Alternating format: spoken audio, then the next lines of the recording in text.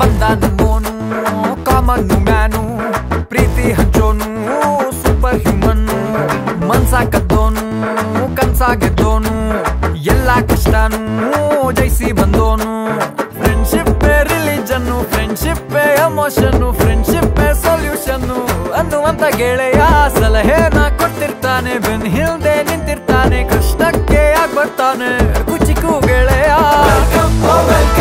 ದಾರಿ ಬಿಡಯ್ಯ ಬಾಬಾರೋ ಗೆಳೆಯ. ಲಿಡ್ಕರ್ ಸಂಸ್ಥೆ ಉತ್ಪನ್ನಗಳಿದಾವಲ್ಲ, ಲಿಡ್ಕರ್ ಸಂಸ್ಥೆ ಅದರ ಉತ್ಪನ್ನಗಳಿಗೆ ಖ್ಯಾತ ನಟ ಡಾಲಿ ಧನಂಜಯ ಅವರನ್ನು ಪ್ರದರ್ಶನ ಉಸ್ತುವಾರಿಯಾಗಿ ರಾಯಭಾರಿಯಾಗಿ ಮಾಡಿದ್ದೀವಿ. ಅವರು ಎಲ್ಲ ಉಚಿತವಾಗಿ ರಾಯಭಾರಿ ಕೆಲಸ ಮಾಡ್ತಾ ಇದ್ದಾರೆ.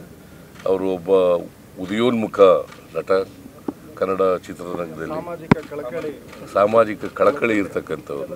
ಅದರಿಂದ ಅವರನ್ನು ರಾಯಭಾರಿಯಾಗಿ ಮಾಡಿರ್ತಕ್ಕಂಥದ್ದು ಅರ್ಥಪೂರ್ಣವಾಗಿದೆ ಅಂತಕ್ಕಂಥ ಮಾತುಗಳನ್ನು ಹೇಳಿ ಇದರಿಂದ ಲಿಡ್ಕರ್ ಉತ್ಪನ್ನಗಳು ಹೆಚ್ಚು ಆಗ್ತದೆ ಮತ್ತು ಚರ್ಮ ಉದ್ಯಮಕ್ಕೆ ಉತ್ತೇಜನ ಆಗ್ತದೆ ಅಂತೇಳಿ ನಾನು ಭಾವಿಸ್ಕೊಂಡಿದ್ದೆ. ನೀವೇನಾದ್ರು ಹೇಳ್ತೀರಾ?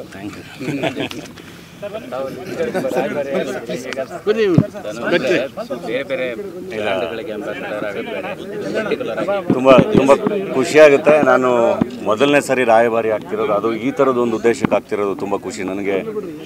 ಲಿಡ್ಕರ್ MD ಅವರು ವಸುಂಧರಾ ಮೇಡಮ್ಮು ಹಿಂಗೆ ಒಂದು 50,000 ಕುಟುಂಬಗಳು ಇದೊಂದು ಸಂಸ್ಥೆಯಿಂದ ಇದೆ, ಒಂದು ಸರ್ಕಾರಿ ಉದ್ಯಮದಿಂದ ಇದೆ ಅಂದಾಗ ನನಗೆ ನಿಜವಾಗ್ಲೂ ತುಂಬ ಖುಷಿಯಾಯಿತು. ನಾನು ನೋಡಿದ್ದೀನಿ ಲಿಡ್ಕರ್ ಸಂಸ್ಥೆಯಿಂದ ಹಾಕ್ಕೊಟ್ಟಿರುವಂಥ ಅಂಗಡಿಗಳು ಎಲ್ಲರೂ ಕಾಬ್ಲರ್ಸಿಂದ ಹಿಡಿದು ಎಲ್ರಿಗೂ ಹಾಕ್ಕೊಟ್ಟಿರೋದನ್ನು.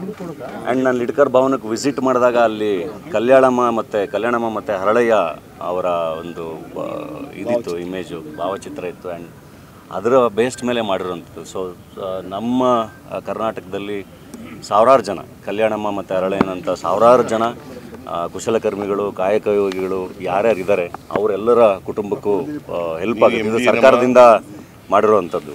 ಅಂದರೆ ಅವ್ರುಗಳಿಂದ ಬೈ ಮಾಡಿ ಅದನ್ನು ಮತ್ತೆ ಜಗತ್ತಿಗೆ ಸೇಲ್ ಮಾಡೋವಂಥದ್ದು.